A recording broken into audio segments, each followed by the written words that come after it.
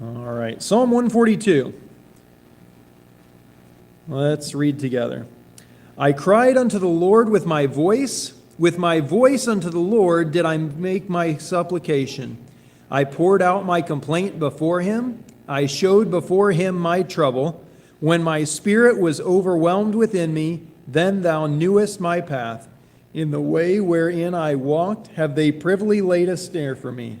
I looked on my right hand and beheld, but there was no man that would know me. Refuge failed me, no man cared for my soul. I cried unto thee, O Lord. I said, Thou art my refuge and my portion in the land of the living. Attend unto my cry, for I am brought very low. Deliver me from my persecutors, for they are stronger than I. Bring my soul out of prison, that I may praise thy name. The righteous shall compass me about, for thou shalt deal bountifully with me. All right, if you don't know any other answer tonight, you should know this one. What book are we in of the Psalms? Book 5. Yep, so you were just going with the 3 big answers from Sunday school, weren't you? God, Jesus, and Bible, that's 80% of your Sunday school answers. But yeah, we're in book number 5. What category do you think this falls in? Prayer, praise, program, pilgrim? Yeah, I think this is definitely a prayer psalm. There's some that you can say, well, you could fit this in any of the categories. I think this one is squarely within the prayer category. So what proper names do you see in here? Lord, yep. Yes.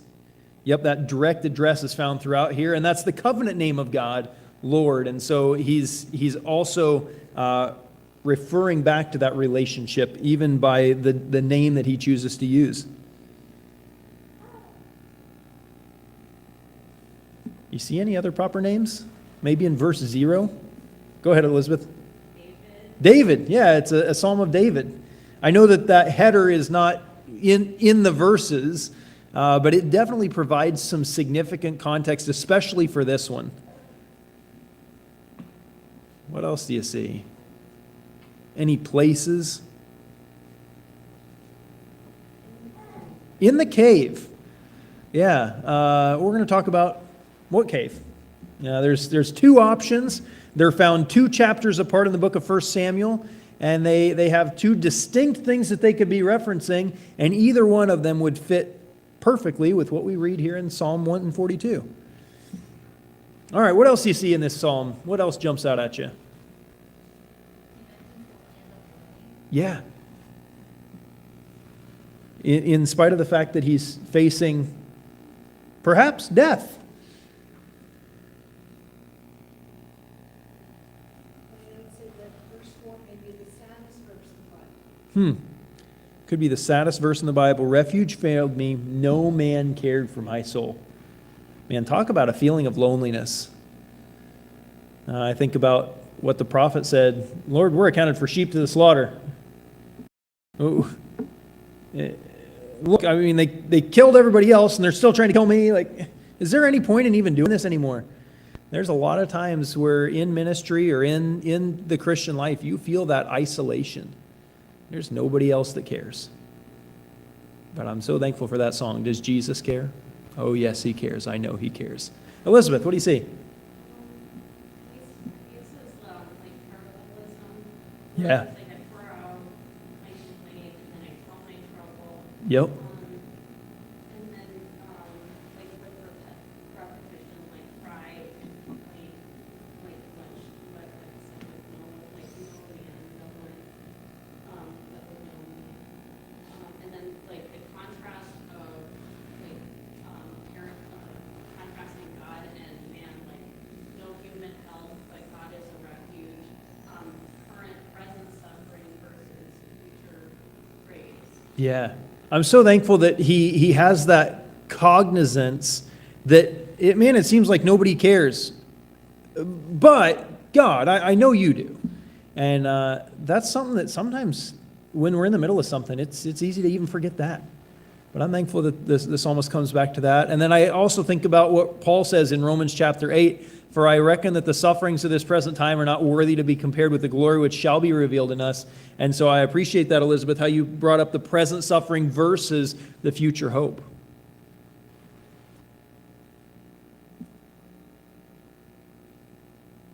Becca.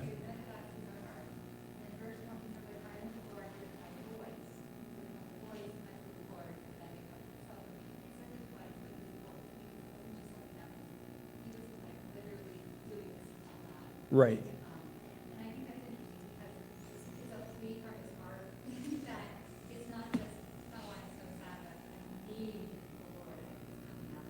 Right. Yeah, I think of, the Bible says out of the heart the mouth speaketh. But I think of that illustration that if you have a cup and you keep pouring into it, eventually it's going to overflow. And sometimes that's what grief does. That your heart is just so overwhelmed with grief that you literally cry out to the Lord. Can you pray in your heart? Yeah, absolutely. But sometimes you're just so overwhelmed, you literally cry out, Lord, what can I do? Yeah.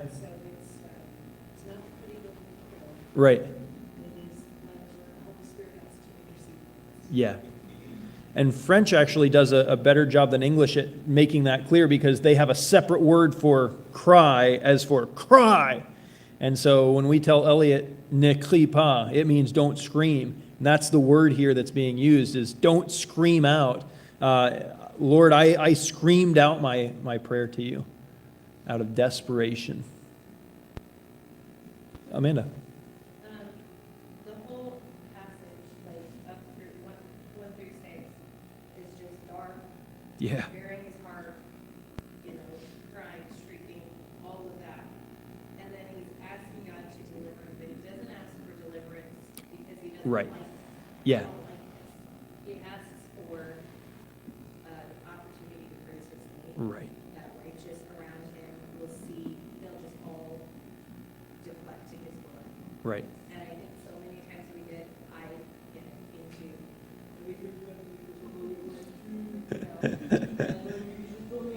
make everything better, but that's not what he's asking. Right. He's got the right perspective on it. Yep. Yes, he's asking to be removed from the situation where he has the right motivation for it. Yeah. I think of 3 specific verses that tie into that. First, he has a revelation for awareness. Thou art worthy, Lord, to receive glory and honor and power, for thou hast created all things, and for thy pleasure they are and were created. He has that eternal focus. And then my train of thought derailed on the other 2 verses. But he has that focus of, Psalm 34. He says, I will make my boast in the Lord. The humble shall hear thereof and be glad. When you're praising the Lord for what he does, those who are also serving the Lord hear that. And so when those hear that, hey, David was delivered from this, they're not going to rejoice because, oh, we're so thankful that David's in more comfort now. They're going to rejoice in that, look what God did. And so that's one of the biggest reasons why we want to incorporate that praise time in our services, because when we hear about what God does, it shouldn't make us think, oh, well, I'm so glad that person's not struggling with cancer anymore. Although we should rejoice in that, but we should look at that and say, look what God did. Zach. I talked to you a little bit about Yeah. but Yeah. of David, it says at the top of my Bible. So this is the last one of those of David, and there's no for certain definition. Correct. But some say this is a period when you go through the rest of the ones, which I think the first one is Psalm 32. Mm-hmm. And they say it's highly emotional. He's done a lot of meditating, really getting on his knees before God. Mm-hmm. And then you can see that in verse 4, as you were saying. And he said that there was no man that would know me. And then Matthew 26:56 Yeah. says, but all this was done that the scriptures of the prophets might be fulfilled, and all his disciples forsook him and fled. Hmm. So Christ's disciples, the ones who knew best, Yep. left him. And then also in, right here, 27:46. And about the ninth hour, Jesus cried, a loud voice saying, Eli, Eli, lama sabachthani. That is to say, my God, why hast thou forsaken me? So not only did his disciples forsake Yeah. God. Yep. So it's just maybe kind of paint that picture. Yeah. David was lonely, but Jesus took Right. the extra step. Yeah. At that point, the psalmist says, everybody's forsaken me. Okay, but except for you, God. When Jesus was on the cross, he didn't even have that exception. He was completely alone. I'm thankful that he did that for me. And Zach pointed out that there are 13 Maskil Psalms. This is the only one. The last one is the last psalm of Book 3. There are none in Book 4, and this is the only one in Book 5. So if you wanted to write them down, it's Psalm 32, 42, 44, 45, 52, 53, 54, 55, 74, 78, 88, 89, and then jump all the way ahead to 142. It's the last one in that series of 13 that has this same just absolute emotional overload pouring the heart out to God. And they're not all from David. Some of them are. Some of them are from Asaph. Some of them are from the sons of Korah. One's from Ethan the Ezrahite. So it's not just, David was just some emotional pansy. No, this is a specific type of psalm of just pouring everything out before God. Elizabeth, did I see your hand? Yeah, the timeline of it, of where he is. Yeah. Is interesting, like you mentioned that he's praying in the cave, and so if, like, when he was in the cave by himself alone. Yep.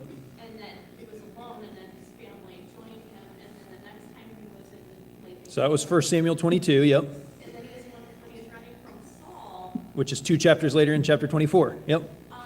He's not alone. He's with like 3-4 Yeah.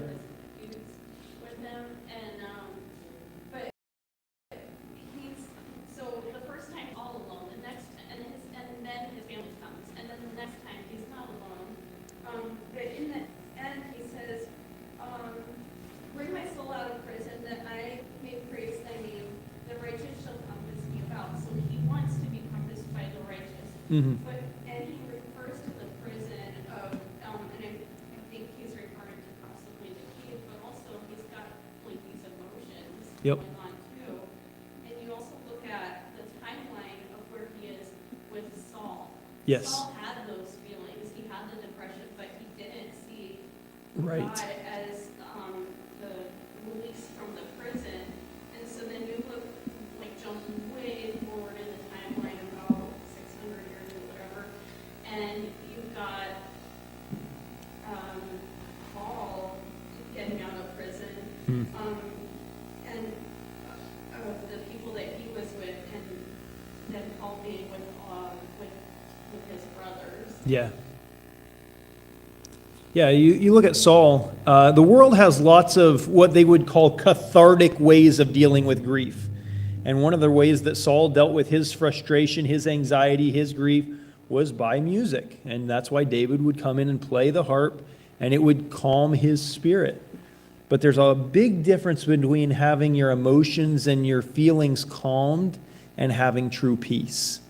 And that's what the world lacks. They can get their zen, they can get their calm feelings, but at the end of the day, they don't get peace, because peace only comes through Jesus Christ. Elizabeth. Oh, I forgot one thing. Sure. So this is before he's in the palace. Right. So, and that was the other part of the timeline I meant, is that, so first he was alone, all alone, then family comes, then he's with 400, and then he ends up in the palace surrounded by many sons and Right. too many wives. Yeah. But he's not alone. Like, Right. God gives him increase and more increase and more increase, Yep. and just keeps trusting him. Yeah, and so she brought out the two different times there, 1 Samuel 22, 1 Samuel 24. Either one of those is applicable, because both of those take place in a cave. And in both cases, he has other people around. Now, it may not necessarily be, especially in chapter 24, the ones that he wants around, because who ends up in the same cave as David? The guy who's chasing him, trying to kill him, right? I don't know about you, but if I was running away from somebody, I don't want to be trapped behind them where they are my only way out.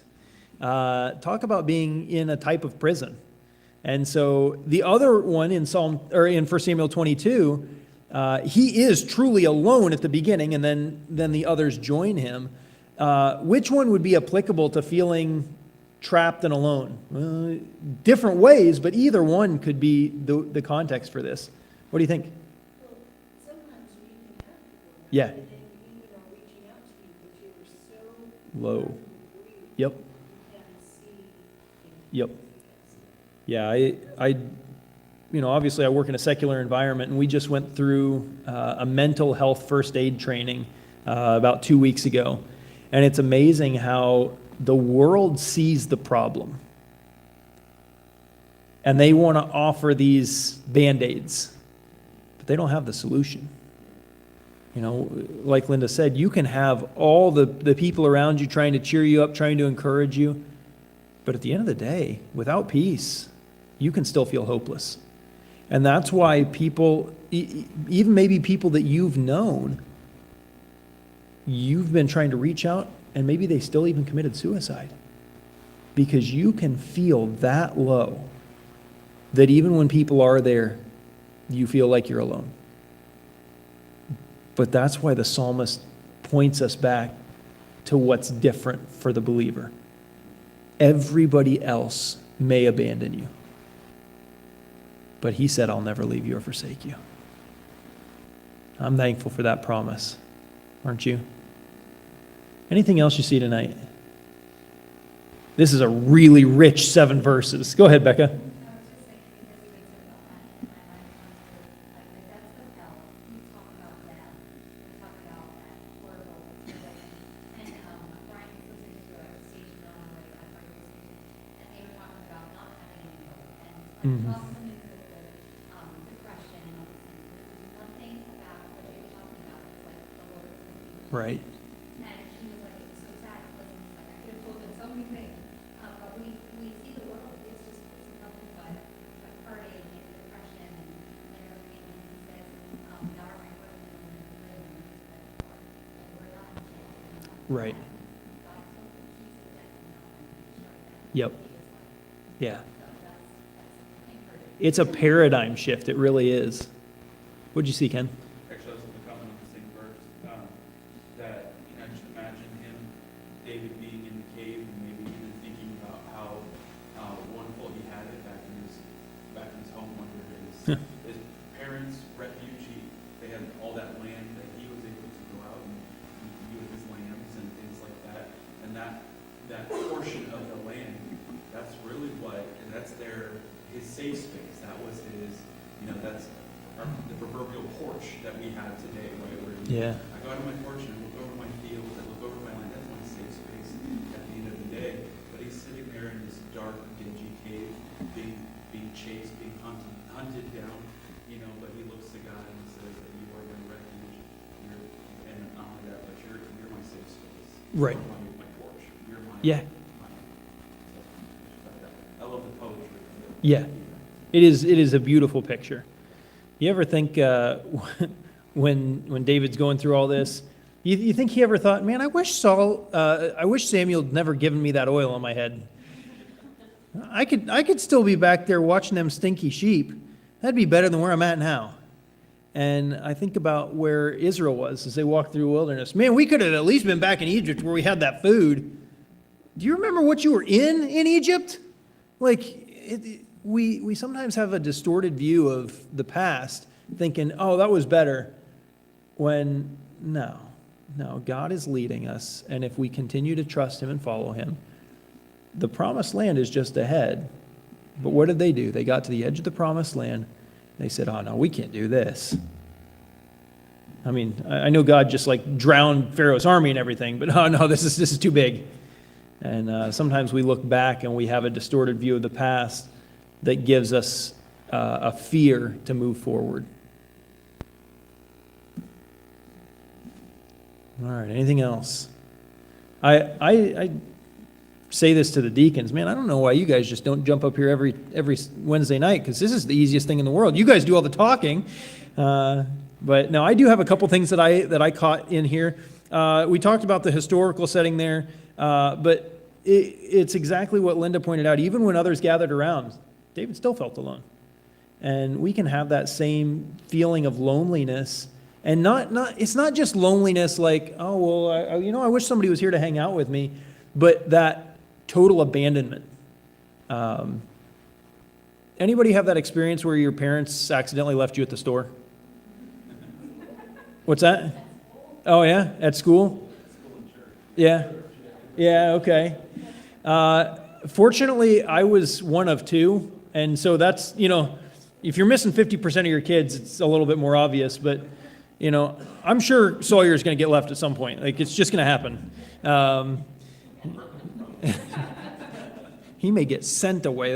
That's a different story. But, it's one thing to feel like you were forgotten. It's another thing to feel like they abandoned you on purpose. And that's what David's really saying here. It's not just that they forgot, but he says nobody cared. It was intentional. But what he says here in verse 3 is so beautiful. He says, when my spirit was overwhelmed within me, then thou knowest my path. I think about Psalm 103 that says, he knoweth our frame, he remembereth that we are dust. You think God doesn't know where our weaknesses are? He's the one that made us. He knows everything about us. He knows every hair on our head. He cares. And when we feel all alone, that's the time where we're like, oh, that fact that God cares is so precious. The back half of that verse says, in the way wherein I walked, have they privily laid a snare for me. Hey, they're not just like forgetting about me. They're not just intentionally abandoning me. They are actively working against me. That's a time where you feel like there's no hope. There's a whole bunch of verbs through this short passage. I pour out, I tell, look, see, take refuge, deliver, bring out, deal bountifully. But what I see more is the progression of the verbs. In verses 1 and 2, I cry, I pour out. Verse 3, Verse 4, no one sees, no one cares. Verse 5, you are my refuge. And then that prayer at the end, deliver me, bring me out, deal bountifully with me. He uses God as that picture of strength. In verse 4, he talks about his right hand. You see that in Isaiah 41:10, he will uphold me with the right hand of his salvation. And that idea of the right hand is the place of power. In verse 5, he talks about the refuge that represents safety and protection. Becca pointed out in verse 5, my portion in the land of the living. When we see that word portion, every time that I see that, it makes me think back to the promised land and how they were divided up into the portion. It wasn't, okay, here's your land.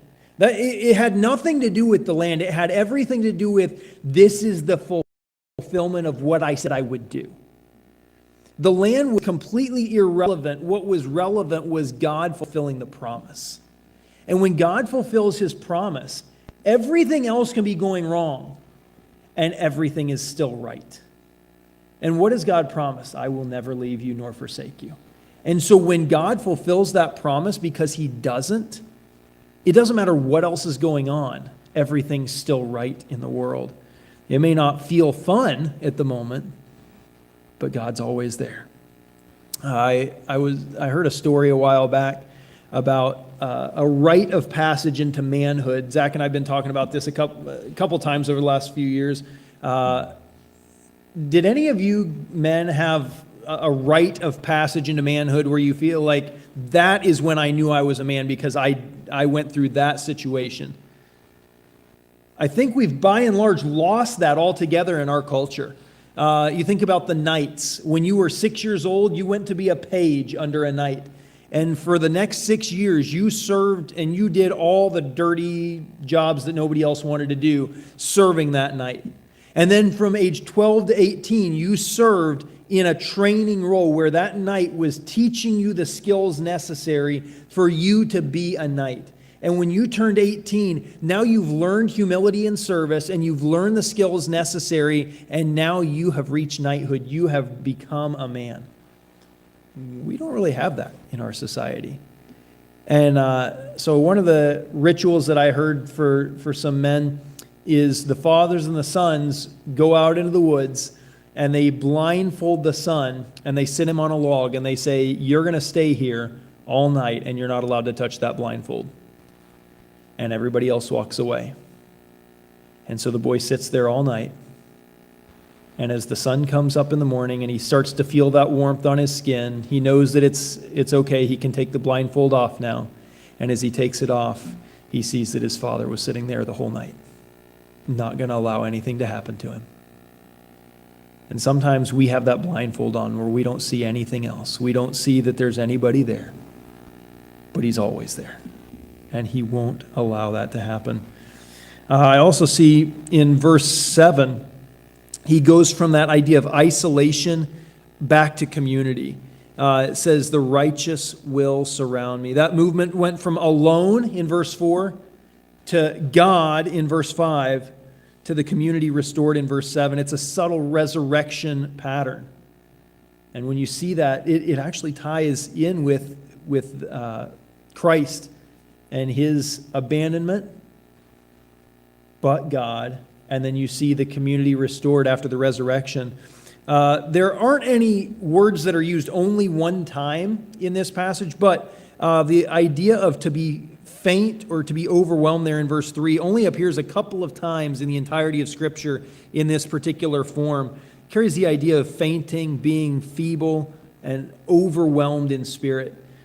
You've probably been in that situation where it's not just that you're emotional, but you feel like that wave of emotion has come over and just absolutely crushed you. And that's what the psalmist says here. That's how he felt. He felt crushed under the weight of the emotion. I see the structural flow in verses 1 and 2, "I cry to the Lord." Verses 3 and 4, "My condition, I'm overwhelmed and trapped." Verse 5, "My confession, you are my refuge." Verse 6 and 7, the first part of 7, "My petition, Lord, would you deliver me?" And then the back half of verse 7, "My confidence, public praise will come." But what's really interesting, Zach pointed out that this is the last of the Maskil Psalms, but it's also the last in a series of Psalms here, Psalms 140 through 142. Psalm 140, "God defends me from my enemies." Psalm 141, "God guards me from sin." And Psalm 142, "God is enough even when no one else is there." Psalm 142 really reaches the deepest point, and this is what Linda pointed out: "When no one else cares for my soul, you are my portion."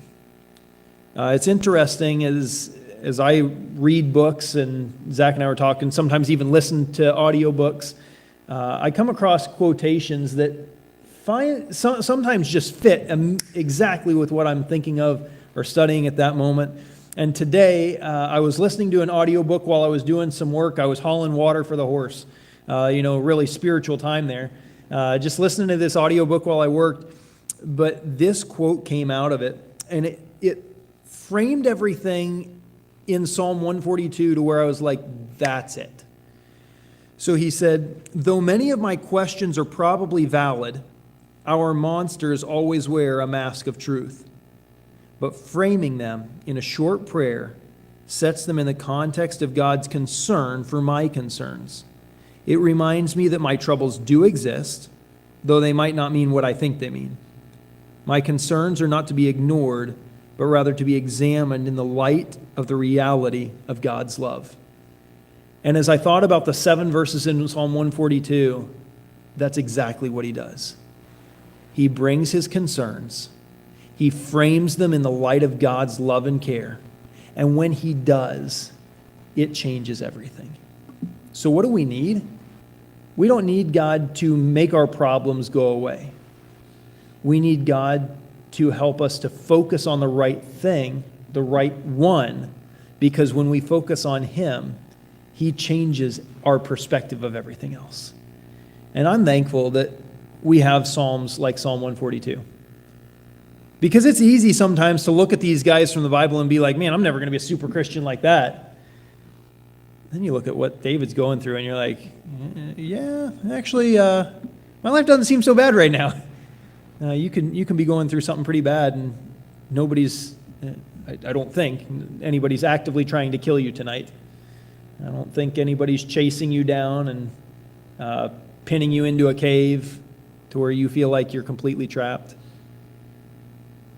But even if that was the case, God is still there.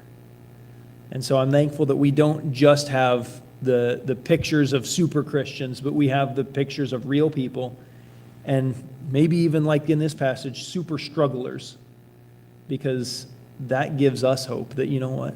The same God that was there for David in that dire time is there for me today, because Jesus Christ is the same yesterday and today and forever. So with that, we're going to take some time to pray tonight. And you have some prayer requests that you've come across tonight, whether they're your own or those from other folks in our congregation. And some of those are valid concerns. In fact, I shouldn't say some. All of those are valid concerns. But we need to make sure that we frame them in the light of God's love and care. And so as we go to prayer tonight, would you pray that God would receive the glory from each one of these situations? That we as the body of Christ would see how God works and that we would praise him for that. But would you pray for those that are struggling, that they would experience the refocus on God's love and care, just like the psalmist saw here tonight? And so let's just take the next 5 minutes, the next 10 minutes.